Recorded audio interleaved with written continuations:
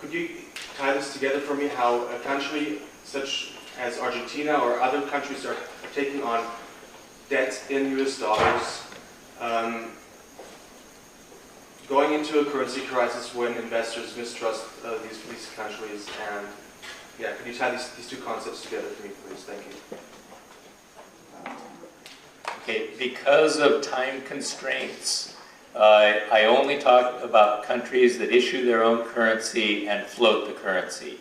Okay, the currency crises occur when you peg your currency to another currency. So a dollar board is an extreme one, or just abandoning your currency and adopting the dollarization is even more extreme. These are the kinds of countries that get into currency crises because they can't meet the promise. Okay, so you find out that South Korea has been cooking the books a bit, doesn't have as many dollars as they've been reporting. What do?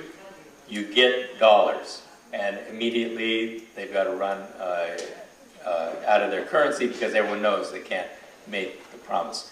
So fixed exchange rates reduce your policy space. The only way that you can make a credible promise is to operate your country in a manner that you've always got the dollars flowing in. That means you have to abandon full employment and other domestic policies that you might prefer to have in order to make sure that you can always hit that exchange rate. So we do discuss these things, but for time constraints I focused it on the United States.